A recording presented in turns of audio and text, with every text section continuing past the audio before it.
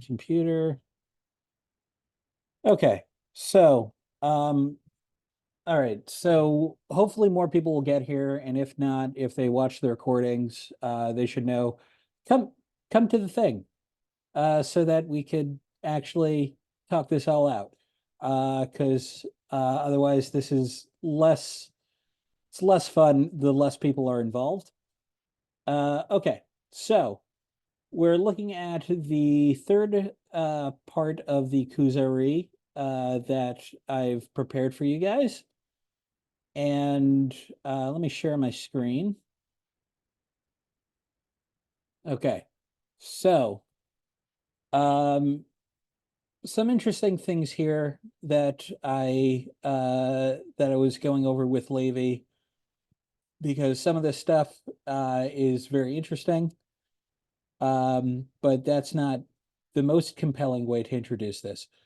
Okay, so uh, what did people notice about this section over here, right? Right? The first section. Okay, so what specific problem does the Khazar want to talk out?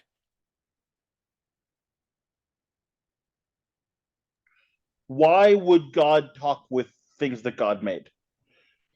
Yeah, like why, how could like the mechanics of it also, like basically the idea of God communicating with human beings is a philosophical problem no matter what tradition you go to, right? Now, the philosophical tradition is going to say that you're communicating with like an active intellect or whatever, but like the main problem that the Khazar, like the Khazar wants to get at with Judaism is like, okay, you guys claim that you spoke to God. How? How is that possible? And what we'll see is the part of the whole point of the Kuzari is that Yehuda HaLevi just sort of goes like, I don't know, but that doesn't matter because it did happen, right? So we see like the Khazar's like that's the question that he starts off with, right? And then we have this little thing about nature. Okay, what did you guys make of like this little thing about nature here? I mean, it sort of reminded me of the turtles are the way down thing, right? Yeah, Basically, his claim is that the philosophers say, well, why do things happen the way they do? Because of nature. Okay, and what's nature? Well, it's why things happen the way they do, which ends up not explaining anything. It's just redefining the question. yeah. Like according to the Khazar, who again we've talked about in the past, like he of the people that he's talked to in the past, the person he likes the most is a philosopher, right? He says that Aristotle defines it as the beginning and primary cause through which a thing either moves or rests, not by accidents, but on account of its innate essence. Like the reason why it does stuff, right? So like the reason or the thing that makes it do its thing, right? I'm trying to think of like an example. I don't know. I'm It's in I its nature.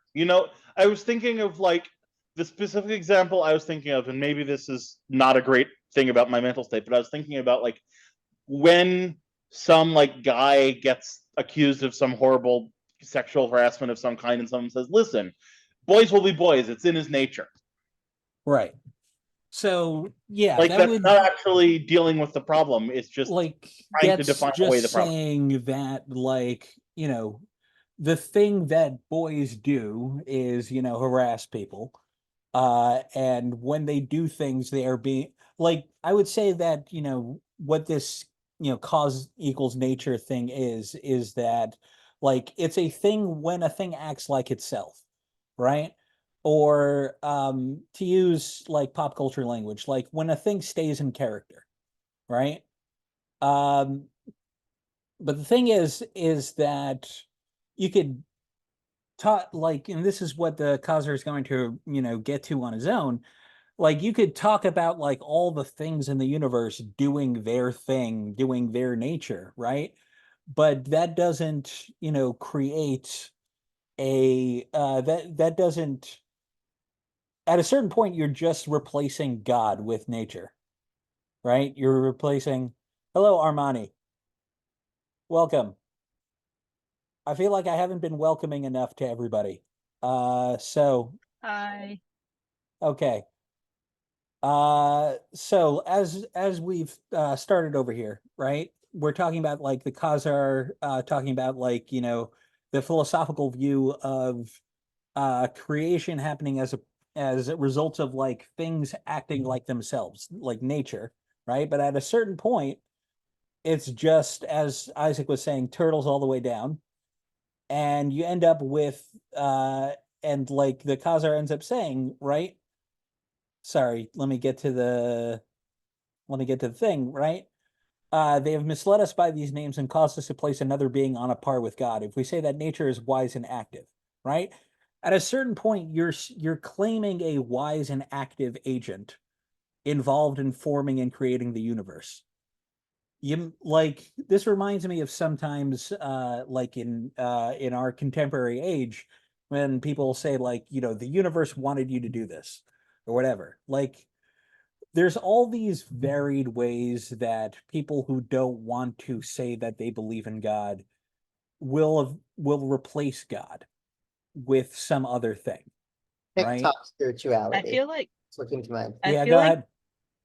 I feel like the most blatant example of this, like talking about recent like contemporary situations, are when people say we live in a simulation. Oh, yes. It's just like But a dumber version of it's Oh yes, yeah. it's like very much a dumber version of No, like I've uh said before, the whole Rocco's Basilisk thing is theology for people who incorrectly think they're too smart for theology. And so yes. they and like it's so pathetic. It's like just be religious instead. And Like then people would be more willing to talk to you than if you there's talk a about way Rocco's of Basilisk. understanding the history of modern philosophy of thinking to yourself like, okay, so we have these smart people who don't want to like actually get a real job, but they want to sit and talk to people. But after a certain point, they can't do metaphysics anymore. So what are they going to do? So you have like Bertrand Podcast. Russell and his people, get obsessed with, mathematics and like language and like symbolic, logic and stuff. And that does, and like, uh, and, Bertrand Russell obviously would not, as a, very devout atheist, would not have any truck with like metaphysics, but he's comfortable, like, debating how many sentences he can fit on the head of a pen, right? Like the Kuzari's perceptive in how it understands that like at a certain point you're just talking about God, right? It reminds me sort of Nietzsche in the full context of when he says God is dead. Because Nietzsche is not actually saying Yes. like literally God is dead. He is saying, okay, you want to make a philosophy without God. Good luck with that. Find something you can't like. You're already trying to find something to replace it. Yeah. That's like, and that's when Nietzsche says God is dead. Nietzsche is not saying literally God is dead. Nietzsche is saying, okay, good luck with that. Yeah. Like we He's need not something like pronouncing humans need something like that in order to work. So you're just going he to end up making a post facto yeah, God. people forget that when Nietzsche says that he's not saying like hooray, he's saying you bastards, you killed him, like You Kenny. blew him up. Yeah. Uh, so anyway, going back to the thing over here, right? So like at a certain point, you have an agent that is creating the world with some sort of intelligence. Might as well call it God, right? And that there must be something that, and this gets to this paragraph over here with this underlined sentence, which is important. There must be something that sort of tells sort of the intelligence or nature, whatever you want to call it, there must be something that is guiding the actions of nature, right? When I was talking with Levi about this, I'm like, is this just the teleological proof? And he's like, yeah, kind of. But, not really, because what he's basically saying is that what he's basically trying to get to is that there has to be some interplay between the things that are formed and the things that are and the things that are doing, and the thing or entity that is doing the forming. There has to be some thing that is like, interacting, right? So one way to do this is through the theory of emanations, which is, Aristotelian, like, God's, there's like this, supreme being that, emanates its will down until it gets to the point that it's like accessible to humans, or forms are like, matter filled worlds. And it's which is really Neoplatonist, because of the confusion of medieval manuscripts, right? Or which is something that the Kuzari is going to like have fun, making fun of, right? Which later became foundational to Kabbalah. Yes, which is why And later, I think it already was starting to be foundational Kabbalah by this point. At this point, I'm not sure, because the Zohar hadn't been written / publicized, depending on who you ask yet, but like the Sefer Bahir and things like that, there was already, like, the Sfirot were already a thing in Kabbalah before the Zohar, definitely. Yeah. And that's that main, and Gershom Shalom is the one who says that that's because of the influence of Gnosticism, but Edel says no, that's just sort of how human beings sometimes think about things, which actually makes sense, because there's stuff before the Torah is written which talks in terms of emanations. But anyway, right? Here's an important sense, though, right? So because of the fact that there has to be some intelligence guiding the world, we could reject this as teleological proof or whatever, but like this is what he's saying, right? Exalted divine traces should be visible in this material world when this matter is prepared to receive them. In other words, like whatever this intelligence guiding the world must be, it's not unreasonable to believe that there is an ability of human beings to access that. And this is where he gets into this important sentence over here. Here are to be found the roots of faith as well as unbelief. Now, one thing that confused me that Levi set me straight on is that when he's talking here, he's talking more about idolatry than he is about philosophy. Though he may, as Isaac was trying to tell me beforehand, I'm interested to hear what you have to say, he may equate those two in the end. But the next section is going to be talking about idolatry more than it's going to be talking about philosophy, right? So he's talking about idolatry as what's the analogy that he uses? Just to make sure you guys are paying attention or did the reading. Like a guy who works at the doctor's office and just picks the meds at random. Right. So one thing that's amusing to consider is that he may have been talking from personal experience as somebody who worked as a doctor but didn't have any degree in it. Like maybe he's talking of like, there's an amusing idea to me that he's talking of like, look, I didn't know what I was doing and I gave people medicine, and like maybe it worked, maybe it didn't, but that's different from a real doctor. How is it different from a real doctor? I mean, it seems like his argument is that a real doctor knows why he's giving the medicines he's giving. Yeah. Like you could dispense medicines, but if you don't know how to do it, and if you don't know the exact ways and the exact reasons why this works, then it's not going to work, right? So I guess this is what I meant when I was saying it sort of seems like the scientific method as a concept had not really been developed to its point where it is now at this point. But this feels like a rebuke of that, of the idea of learning through experimentation. Interesting. Right? He's saying learning through experimentation is equivalent in his eyes to idolatry.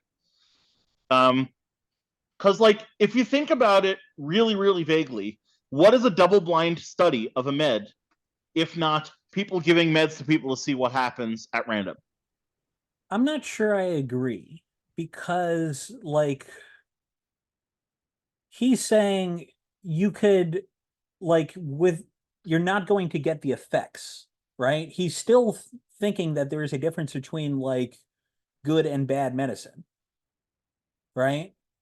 He's saying that like there is such thing as a real cure and a fake cure, right? And idolatry is, using real medicines but not knowing how to use them, right? I'm not sure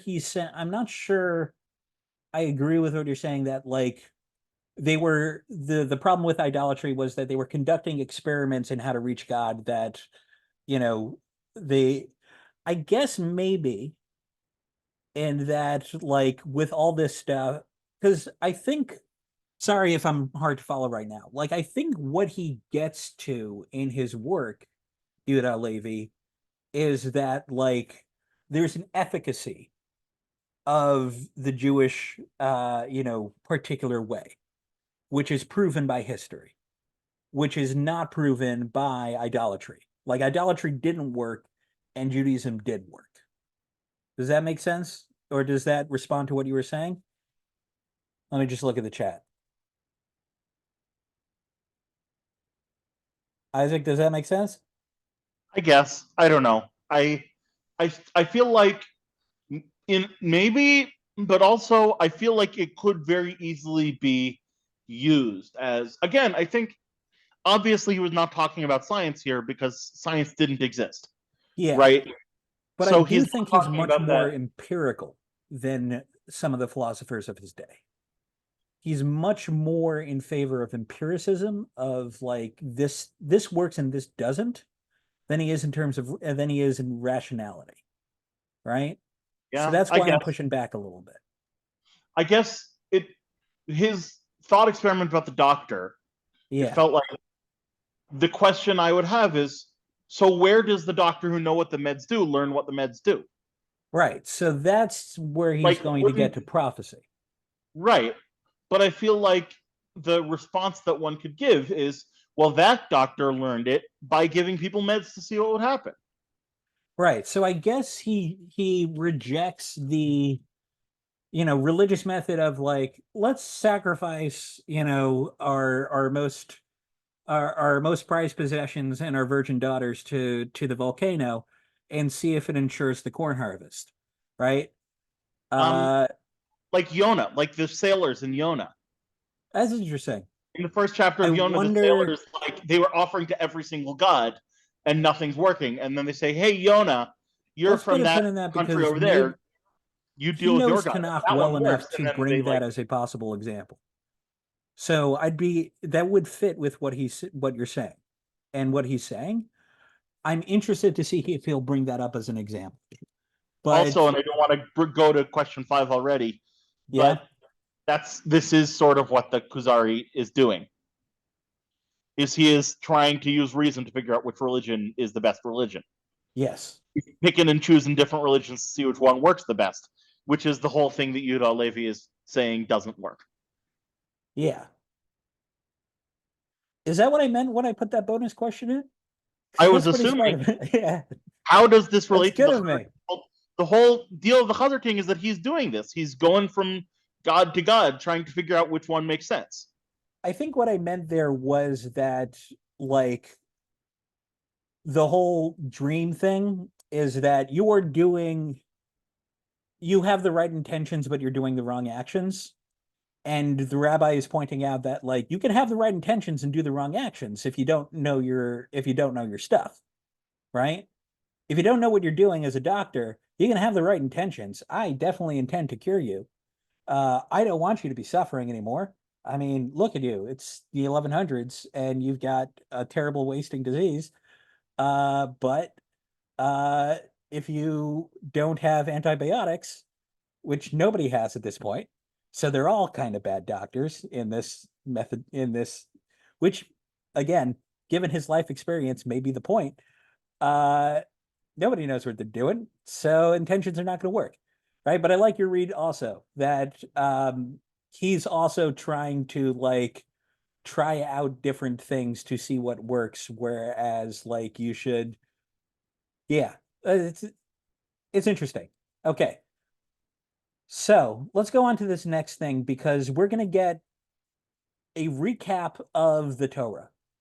And whenever somebody's recapping information that you know or is readily available to you, what you want to do is to notice how they're presenting it and if it changes in their presentation, right?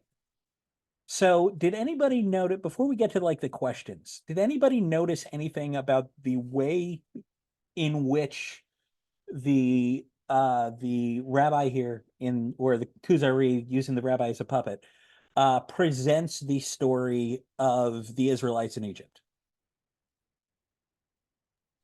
I mean, I noticed a few things. Okay, go ahead. One thing that I noticed, first of all, is like we were saying beforehand, the names are all Arabic names. He says Ibrahim, Yitzhak, Yaqub. He refers to Bilad Asham rather than like Ard Israel or something like that. He starts. I saw a secondary source notice. He starts in the same place. One thing I noticed, and maybe this is me going on too much of a tangent, it reminded me of the Haggadah in certain ways. I don't think it was an accident. Slaves. It starts with the slaves and then brings up Abraham. And then also it really emphasizes the fact that God is the one that did it, not any other intermediary. Yeah. Yeah. I mean, it felt very Haggadah-esque. And the Haggadah is itself based on Vidoy Bikurim, which is the basis of the Haggadah, like Arami Oved Aviv Vayer in Mitzrayim, like wandering Aramean was my father, and he descended to Egypt, right? Right. I was thinking specifically of the fact that this one starts with the Israelites were slaves in Egypt, just as the Haggadah proper starts with Avadim Hayinu. So this is also interesting in that, like, if you look at the beginning, right, the Kuzari says that, how do religions get founded? You have one guy, he has an idea, he goes and says to some students, speaks to some students, whatever, and it spreads that way in a natural way, right? And the rabbi says, but that's not how Judaism spread. We started with the people. That may be why he's emphasizing the origins of Judaism in the Israelite people in Egypt rather than Abraham, because he's specifically rejecting that it starts with one guy and filters down to other people. He's saying that it starts with go ahead. In the sense that there's like an identity aspect to it, or in the sense in like the Kiruv argument way of like it couldn't have been fake. I mean, the Kiruv argument comes from him. Yeah, like this is what he's saying. Yeah, working backward. Yeah, this is the roots of that. But he's like, the grounds for Judaism come from the nation rather than an individual in the Kuzari's thought. It seems to me like what he's saying is almost Abraham, Yitzchak, and Yaakov were not Jews. Yeah. That they were Abraham, Yitzchak, and Yaakov. They were the ancestors of the Jews. But the Jews did not become, or really Israel is better than Jews here. Israel did not become Israel until there were enough people for Israel to be a nation. I mean, Israel was not a guy named Israel. Israel was a country named Israel. That is, isn't that also just... That's Pshat and Chumash. Isn't that also just correct? Like, isn't there like a whole like disagreement? There's like that story about like, how like Abraham like must have like worn like tzitzit a certain way or something, so that he satisfied both opinions that he wasn't and that he was a Jew at the same time. So the Avot keeping the Torah before Har Sinai, the Torah is given on Har Sinai, right? But then we have the idea in the rabbis and Chazal of the Avot kept the Torah before Har Sinai. I wrote a 35-page paper on this in graduate school. That was a year and a half late. I read the paper. It was fun. It was a good job. Yeah. Just an instance of like me biting off more than I could chew topic wise. But there's real stuff. There's real things that need to be that the idea of the Avot keeping the Torah before Har Sinai actually responds to, which is like, if you say that the source of the prohibition on do not murder is Har Sinai, then they kept the Torah before Har Sinai. So he actually, like, you'll see in the Kuzari, he actually does a very brief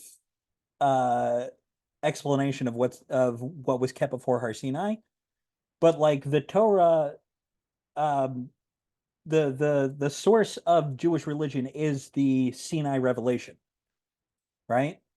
Like, where is it over here? Right? 1 second. Up to this time, they had only a few laws which they inherited from Adam and Noah. These laws were not abrogated by Moshe, right? Interesting. Doesn't mention Avraham at all, right? In the Kuzari, as far as I can tell, and we may complicate this further on because I haven't read the whole thing yet, like, it seems that he de-emphasizes Avraham to some extent. And doesn't give him the status of, like, founder of the Jewish people. He gives him, founder of monotheism, possibly. Right? Maybe this also has to do with, like, rejecting Christianity and Islam, in that, like, we all agree on Abraham, but that's not what makes us special. Right? So good, Isaac, noticing the lack of, right? They had been given a promise to their ancestors, Avram, Yitzchak, and Yaakov, right? But he starts it with the nation in Mitzrayim, right? So what else did we notice here? Okay. Like, what do Moshe and Aaron show? Another thing Yeah, go ahead. is that it really emphasizes the fact that the Exodus is supernatural. Yes, that was what I was getting to, right? The fact that Moshe and Aaron are able to do supernatural miracles, which relates to what we saw last week about, like, well, what if there were people who were supernatural, right? So the fact that Moshe and Aaron are able to do things that override nature, right? Remember, the big theme in the Kuzari is philosophy only gets you so far, science only gets you so far, and then you encounter people who, like, falsify science, which are, these superhuman prophetic individuals, right? So once you have people who can falsify science, who can falsify the things that you have accepted as the way the world works, then you may have to revise everything you know in accordance with what these people are telling you, right? So yes, he does, stress the supernatural element here. And, with our 21st century brains, we could even go and say, like, the fact that they went against the Egyptian gods, which represented the forces of nature. I also noticed one thing that he mentions is that Israel is keeping a few laws which were like the Noahide laws, and then Moshe, Yes. it says the laws were not abrogated by Moses, but rather increased by him. That Yes. felt like a very pointed anti-Christian, anti-Muslim polemic, because both Islam and Christianity were like, okay, we can get rid of some of these prohibitions. That's possible. Christianity, of course, being founded on getting rid of almost all of them. Islam also said things like, listen, okay, keep the pork prohibition, but camel meat is okay, shrimp is okay. Yeah. Just the first example I thought of. Both Islam, or like Shabbat, Islam sort of ignores Shabbat. Islam doesn't care about that. So it feels like both Islam and Christianity are like picking and choosing, abrogating some laws. These laws are no longer relevant nowadays. Like, when in doubt, I would assume, like, I would never stop anyone from assuming that something in the Kuzari is a polemic against Christianity and Islam and philosophy, because that's what this is. Like, I buy that. Yeah. So the key thing here is that there are witnesses to these supernatural events, right? And this is where he gets into this, current Kiruv argument, right? No one could imagine for a moment that this was the result of necromancy, calculation, or fantasy with a PH, and that's how you know it's real. There were actually, I believe, Manetho, in the first century BCE claimed that Moses was a leper who used sorcery to split the sea. Yeah. So mean, it was it's a in thing Tanakh. that some Egyptians said was that it was sorcery. But It's in again, Tanakh. Like, yeah, no, I it's feel in the like story. What is being a Yeah. I leper? feel like this whole section also relies on the fact that he didn't talk with anybody who denied that the Bible was true.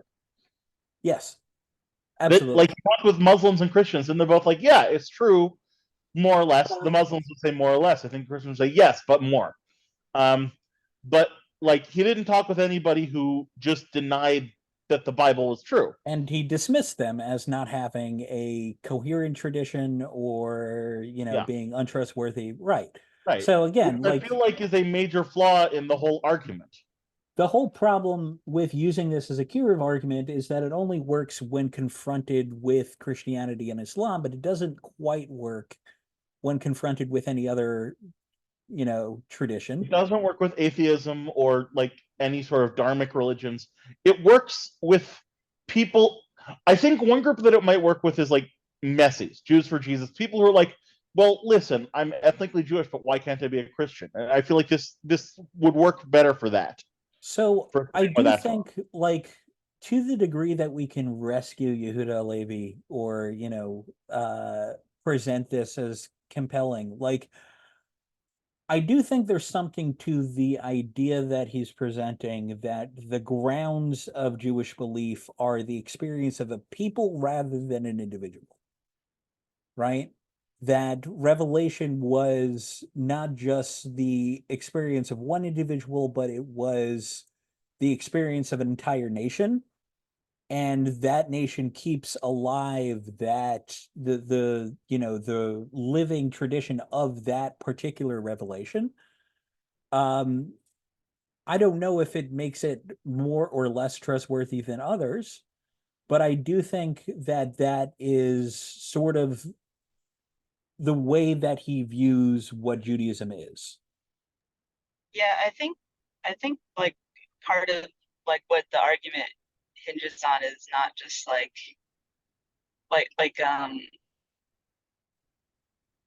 there's like the aspect of like this is making a claim that this event happened to everybody. So the fact that there's nobody who's like, well, that there's not like like how we have like Karaites or Samaritans. Yeah. There's like not like a group that's like, yeah, but we're Jews, but we didn't get the Torah. Yeah. We don't have that. My family doesn't have that in their history. And I Which think his is- point is like, how would you do that to like a whole group of people agree that something happened to their family that didn't? Yeah. Like, there are examples in history of people being convinced that their ancestors did something, but it is significant that, like, in, even according to academic theories about like when the Torah is first presented in its canonical form, there is not much argument at the time that we have records of like, of the like a joke I like to say slightly like half seriously is that we know revelation happened because we have multiple documents attesting to it. Which is funny because I'm accepting documentary hypothesis, but sort of under whatever. It's JP and D all agreed that something happened Exactly. at Sinai or Horeb, depending on who you ask. Exactly. Something happened. And I remember finding on Wikipedia once, and then I could never find it again, that like there is a serious academic theory that like there was some sort of mass religious experience that was that made its way through in cultural memory. And the more that we like the more that academics these days give credence to cultural memory and like the idea that like thing like the more credence we give to cultural memory, the more like this may be a way of rescuing the Kuzari of like there does seem to be broad agreement among Israelite society that something happened. Even the Samaritans who claimed that it was on hard reason. still claim that something happened. Well, no, the Yeah, go ahead. Samaritans do believe that Sinai was a thing. To clarify, the Samaritans don't deny that Sinai was a separate place. What they deny is that they claim that everything that important ever happened in, like they claim that Bethel and Moriah and are all those places aren't Gerizim. They do Okay. believe that Sinai was separate. Wait, Armani, you were Similarly saying to how something. we do not. Yeah, their take on Sinai's one thing is the Samaritan Pentateuch is almost certainly derived from ours. Like it is. But one second, Isaac. Armani was saying something. I do want to just make sure that. Oh. Yeah, go ahead. I was just gonna like try to use the example of like you could have people say like all sorts of things about like the reasons like for why like America became independent from Britain, and like you could have people Yeah. like say like it was because of this reason or the founders believed this, but like they don't deny there wouldn't be like a group of people that's like actually like we never became independent from Britain. Yeah, It just would be which like is people like having different ideas of why that happened or like what the meaning of it is. which gets back I to thought Yehuda that maybe would be HaLevi's my whole example. deal, which is like, let's first see what happened and then make conclusions based on it. And Yeah, like this that. I seems to think that's what his have, argument is basically. and this seems to have basis in multiple witnesses based on his own understanding of like admissible evidence, admittedly, but like there seems to be multiple witnesses that this happened. Okay, so let's There was an proceed from there. SNBC comic about a guy who claims that who says, "I don't believe in revolution," and so the teacher's trying to talk about like the execution of Louis XVI, and he's like, I don't actually. My religion teaches that revolution doesn't happen. Right, so that's like, and the joke is purposely meant to be a silly thing to believe. yeah, so that's, and why is it a silly thing to believe? Because we have multiple witnesses and documents attesting to it. And within the Put here by Satan to Kuzari's, fool non-believers. like within the Kuzari's worldview, right? There's documents and there's witnesses that and there's a living tradition of this, right? He's like, I don't know if this is an overstatement, but I do think that you could say that to Yehuda HaLevi, it is as ridiculous to claim that revelation didn't happen as it is to claim that the French Revolution didn't happen. And the only reason why we know about that is because of what is essentially cultural transmission of documents and people's word, right? Like, something that you were seeing on Twitter after October 7th was that like I remember some very stupid people who convinced themselves they were smart would like deny every kind of evidence of atrocity by going like, well, Hamas fighters were, they, you'll see this sometimes, like they couldn't have committed sexual assault because like they were like, pressed for time. And why would you, slow down and commit rape? And like, first of all, that has never stopped any army in history. Second of all, one of the things that happened on October 7th was that they were, the Israeli army was uh, caught completely unaware and like they had more time than they thought they did. Third of all, it happened. Sorry, it did. Like, Rape is a weapon of war. Also, I yes, mean, like fourth of but all, it's not like, that they stopped committing. It's not that they stopped doing war to rape. It was that was part of the war. yeah, but like leaving all that aside, like what was so frustrating about these denialists was that they were, making up these arguments. A less, emotionally charged example was that, Israel captured, instructions that were like laminated and color coded that were in the pocket of a Hamas person. I remember one of these like dumb people going like, "You expect me to believe that terrorists have like laminated color coded instructions?" And like, first of all, yeah, why not? If it works for any corporate structure, it could work for a terrorist organization. And third, and second of all, like, but it did happen. You're sitting there going like, well, it couldn't have happened because it doesn't make sense with like my assumptions. And the point of like Yehuda HaLevi in general is, and you know, his philosophy is like, well, it did. Sorry. And that gets to like when we're gonna get to the end here. It reminds me of 9/11 denials, honestly. Yeah. Like a lot of the arguments about 9/11 denial are trying to find reasons why what happened couldn't have actually happened. Like they're very Talmudic, and like Migo is kind of like a symptom of, is kind of like, you know, a baby version of this, of like, well, they had a better lie, so therefore they must be telling the truth. So you see this kind of logic sometimes with like, well, you know, why wouldn't they have done this if they were so smart? Like, It's an but argument which I actually really love. they didn't. It's sort of related to the argument of embarrassment, the criterion of embarrassment, which is Yes. like if Yes. if it weren't authentic, then why would it, like, why would we have the narrative of, say, Yiftach if Yeah. it weren't there for a reason? And I do think that there's some truth to that. I do think that we are much more open about the faults of leaders than other ancient societies were, though some of that Leaders is have like, faults. I mean, Muhammad and Jesus and Paul like don't really. There's no chest beating as far as I know at any point. yeah, like whatever. There's some like a frustration for me sometimes is already you know, community will go like, you can't say that Avram Avinu or Yitzchak Avinu committed, or David Hamelach committed any sins, and like that's one of the best arguments for the authenticity of the whole thing.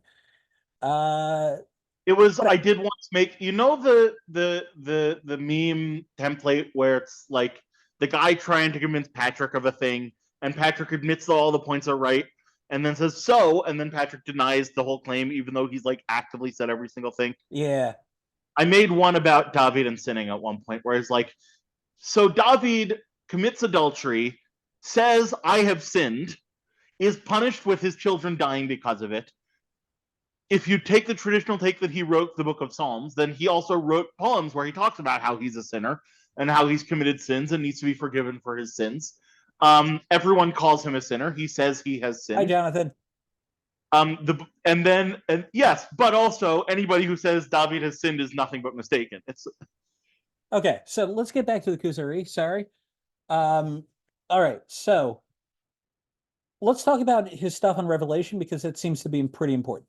Okay. They get to the desert, right? And then there's like, this is in truth divine power, because you know, you can't have lied about that to thousands of people, right? They come to the desert, they get the command of Shabbos, and there's interesting little bit here because the Kuzari seems to see history as the grounding for a lot of the commandments, right? Because they 6 days the man came down, and the seventh it stopped. This makes this observance of Shabbos obligatory. So that is one of the big sources of truth for the Kuzari, is not rationality but history, which it comes also down to the reminded me, that experience of the people. section, a lot of emphasis on the fact that Shabbat was introduced to the people before Sinai. Yeah. That which is always sort of a famous sort of wrinkle, which people have spilt a lot of ink about, is why is it that the first sort of mentions of Shabbat are before Sinai? Yeah. So he does seem to get out of this that like it's the historical experience of the people that gives the command its sanction, right? But then he gets to Revelation, which has some really cool bits here. Okay.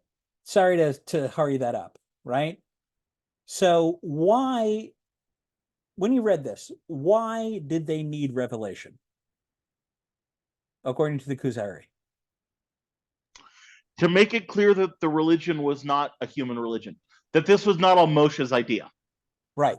So they need to have, not like, it's not the laws that are the important bit to the Kuzari. It's the experience of having been given the experience of divine revelation. of having experienced God talking to human beings, implanting and telling them, I have things for you to do, right? The I actually commands recently was themselves looking are at. kind of secondary. Sorry, go ahead. I was recently looking at the original midrash about Korach and the Techelet, right? Where Yeah, Korach dresses entirely in Techelet and asks Moshe about it, and then he says, "What yeah, if I have a full of Torah scrolls?" And what I realized, which I don't think I had realized before, is that Korach's response then to Moshe is not, well, clearly God is wrong. Moshe's response is, this isn't from God, this is your idea. This is all from Moshe's mind, is Korach's interesting. response. That Right. midrash sort of is agreeing with this, that Yeah. the sort of threat to belief is not the denial of God, but rather the denial that God is the one who did this. So, in other words, like the purpose of like, so what Revelation accomplishes here, and I think this is what the Kuzari is getting to, is like establishing that God is the one speaking, right? The question, from Korach will be like, is Moshe representing that accurately? But if you look at the Kuzari, he says like, henceforth the people believe that Moshe held direct communication with God, that his words were not creations of his own mind, that prophecy did not burst forth, as philosophers assume, burst forth and a pure soul become united with the active intellect and then be inspired. They did not believe that Moshe had seen a vision in sleep, right? The purpose of Revelation was to give them a taste of Moshe's experience almost, to show that like, look, I can, God says, God is saying like, look, I can talk to mortals, I do it with Moshe, and believe me, I do it with Moshe, right? So it's almost after the fact that there's divine writing, right? That like, he wrote these 10 words on 2 tablets of precious stone and handed them to Moses, right? uh okay, so like the purpose was to give them that sensory experience of God speaking to mortals. And then it's almost like Moshe is the only one capable of, and maybe this is me sort of imputing an idea to, because you have this whole idea of like the Bnei Israel only hearing the first 2, and then Moshe and having to hear the rest through Moshe. And maybe what he's saying is that like they had this experience, they had this divine sensory experience, and it's up to Moshe to convey it in language, in writing, right?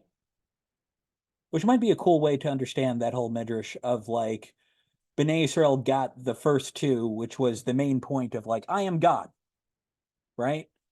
And then it's the ramifications thereof that Moshe has to write down. I don't know. Which also is related to the fact that the first 2 commandments are the only ones written in first person. Yes, And they're just and about there's sorry.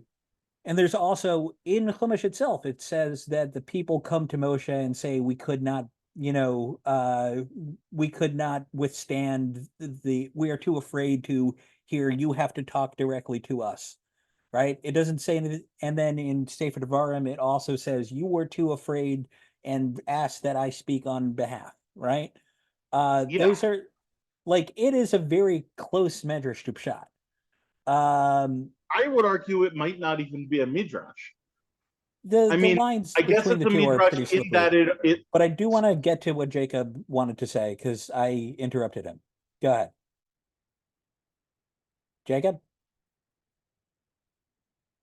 Jacob, do you hear me? Sorry, just had a zone out brain fart. Yeah, that happens. Pull. Yeah. Sorry, what'd you say? You wanted to say something before? Yeah, and if this happened during the mental blackout, my apologies. I also find it interesting that those 2 are the only ones that don't actually have a prescribed action. They're just Yeah. purely theological in nature. So it's like those they need to get from God, but then the actions are the ones that get concretized by a human being. Which may relate to what might be going on here, where like Moshe has to be the one who puts it into writing. But let's get to this point over here. Sorry, Isaac, what were you going to say? And then let's finish. Let's wrap this up. I was just doesn't matter. Okay, I trust you on that. All right, so I posted it in the chat. It's not really relevant. okay, it happens. Don't worry. All right, but we say then that we do not know how the intention became corporealized and the speech evolved, which struck our ear, nor what new thing God created from naught, nor what existing thing he employed. He does not lack the power. We say that he created the two tables, engraved a text on them in the same way as he created the heavens and the stars by his will alone. God desired it, and they become concrete as he wished it, engraved with the text of the 10 words. Right? What can't we know, according to the Kuzari?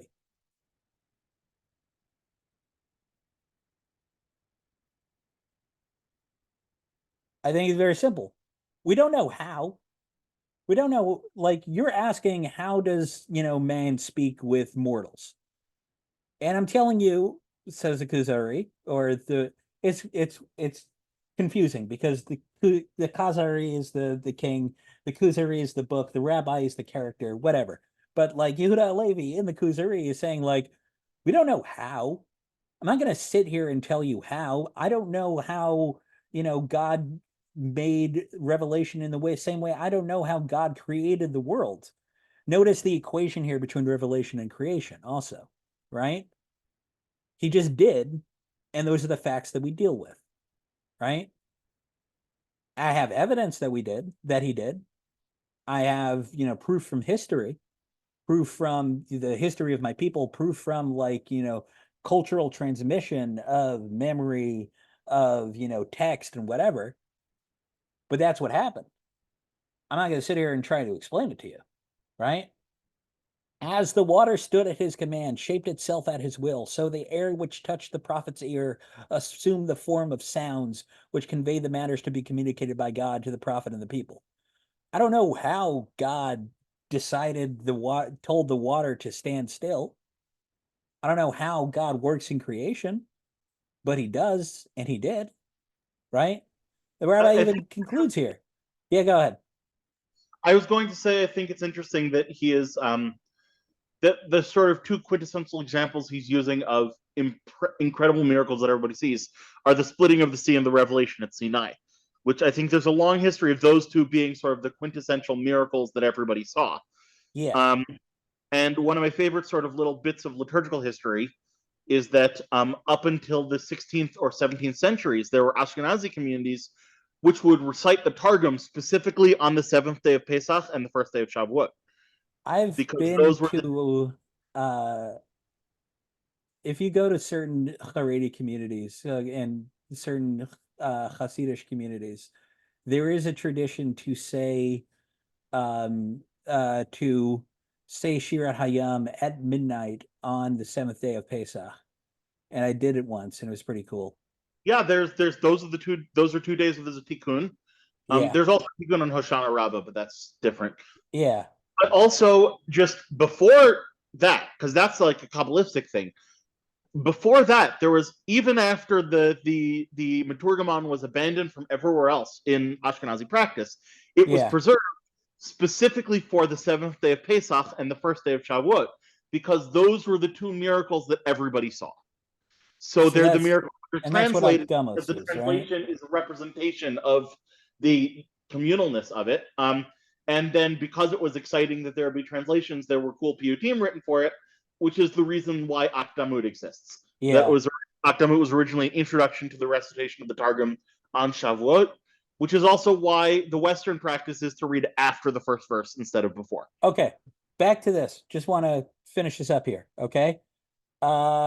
So, like, what the Kuzari is getting at is sort of like a humble anti-philosophy, in that when you are presented with historical facts, those take precedence over the, logic that you've constructed without reference, right?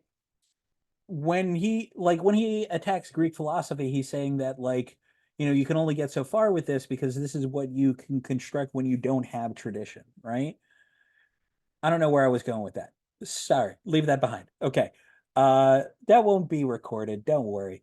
But like what he's saying here is like a humble anti-philosophy, in that, like, when the lived experience, to use the slogan today, of an entire nation contradicts, the logic that you've constructed without any, and the philosophy you've constructed without reference to the facts, the lived experience of people will take precedence over that. And Revelation is the lived experience of the Jewish people, and that is the grounding of Judaism. Okay? I think that is, and again, I don't know if this is the kind of proof that demolishes atheism or, whatever. I don't need it to be, really. Part of what's compelling to me about the Kuzari is that he is presenting a more internal sense of the religion than an attempt to construct it using outside categories.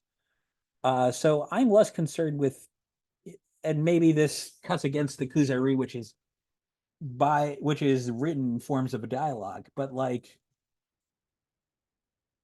I think maybe what he's getting at is like, I'm going to articulate this in a way that I can communicate this to outsiders, but I don't expect you to get it because it's not your lived history, which may set the stage for some other stuff that we'll get next time. Okay. I have wrapped this up in exactly an hour. I'm getting better at this. Okay. Yeah. All right. Yeah. And yes, Yeshiva Guy says Overboard has been taken down. That's disappointing. Although know. I can also understand why. I feel like. Okay. Somebody So I'm going to stop recording, and then